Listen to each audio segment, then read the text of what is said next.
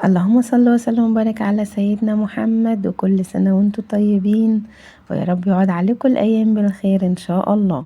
فرنسا جت لغاية عندنا يا جماعة. النهاردة هنعمل عشاء فرنساوي بمنتهى السهولة.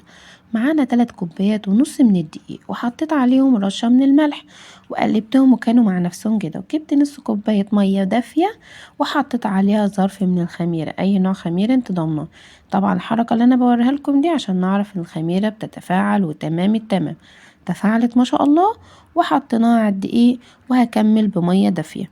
دي يا جماعة المقادير، أيوة كل دي المقادير، مفيش أكتر من كده. هقلب هقلب هقلب، وما تنسوش شوية كده بس من عجينة صغيرة كده.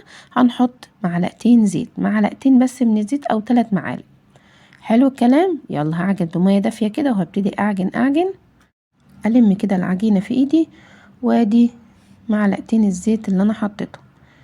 هبتدي اقلب العجينة معايا كده، واهم حاجة يا جماعة ان انا اعجن العجينة كويس جدا جدا جدا. طبعا انتوا ما تعرفوش الوصفة ديت او في مننا يعرفها.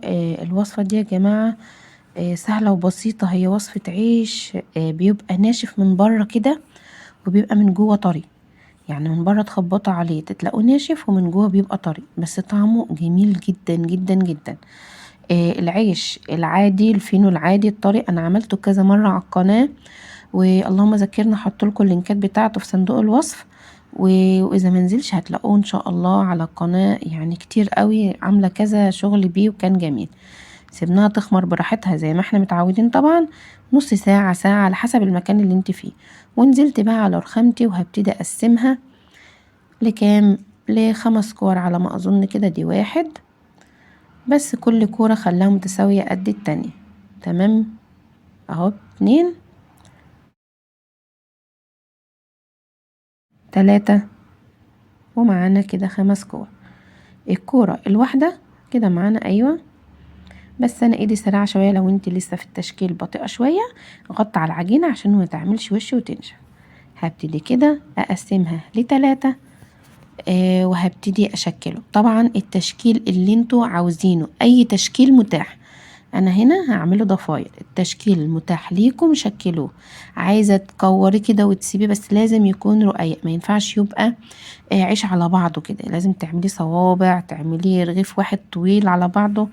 بصوا المتاح ليكم السهل ليكم اعملوه.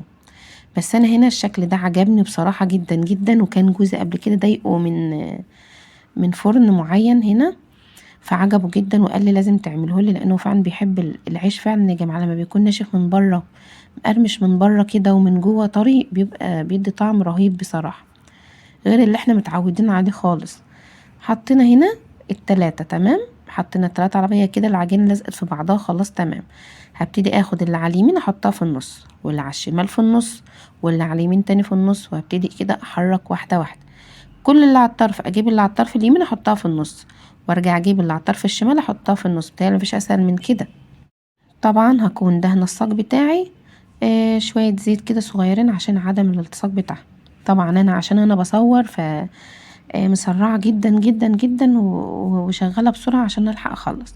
هبتدي اجيب الصاج بتاعي اشكلها كده. على فكره ممكن تدوروها، يعني ممكن ما تضفروها كده تلفيها كمان تبقى مدوره، بس ما تقلقيش هتديكي نفس الطعم ونفس العجينه بالظبط، مش هتتخن منك ولا حاجه.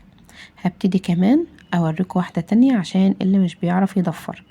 اخدنا كده ال3، فتحت النص كده عن بعض ال3، واخدت اللي هناك احطها في النص اهي، واللي هنا احطها في النص، واليمين احطها في النص، وارجع الشمال تاني احطه في النص، وهكذا لغاية اما اكون عندي الضفيرة البسيطة. زي ما انتوا شايفين العجينة جميلة رائعة جدا جدا جدا.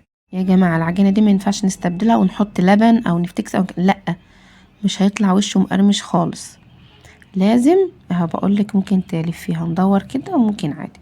جبت ال4 كور، عملت منهم 4 ضفيرات بالظبط.